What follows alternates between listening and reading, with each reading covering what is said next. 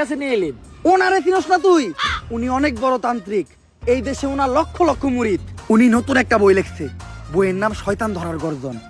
যেই বই পইরা নতুন কইরা লাখ লাখ মানুষ তান্ত্রিক হইতাছে। কিন্তু লালু ভাই, আশেপাশে তো কোনো তান্ত্রিক বা মুরিদ দেখতেছি না। আরে ওগুলা তো সব ফেসবুক আর টিকটকে। বাবা, সঞ্জনা নামের এক আত্মারে আমার ধরতে হইব বাবা, আপনি আমার সফল হওয়ার একটা উপায় দেন। যদি সফল হতে চাও তাহলে আমার লেখা এই বইটি নাও, শয়তান ধরার গর্জন। এই বইটি নেওয়ার সাথে সাথেই তোমার জীবনে থাকবে না কোনো অর্জন। আমি কথা দিয়ে কথা রেখেছি, শয়তান আসেনি তো ফিরে। আমি শয়তান তাড়ানো গল্প লিখেছি আমার সারাটি জীবন ধরে।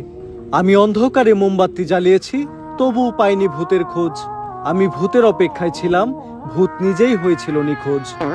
শয়তান ধরার গর্জন, পৃষ্ঠা নাম্বার চুদলিংপং। বাবা, এটা তো মন্ত্র না, ছন্দ কইলেন।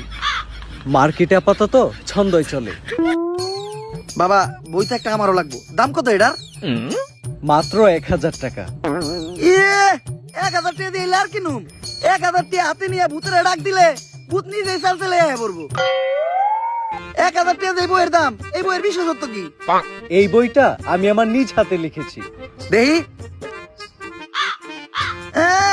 হাতের লেখা এত খারাপ? দেহি বইয়ের প্রথম পৃষ্ঠায় কি লেখা? মানুষকে ভোদাই বানানোর 100টি উপায়। 1000 টাকা দিয়ে 120টার এই বইটি নেন আর ঠাস করে ভোদাই হয়ে যান।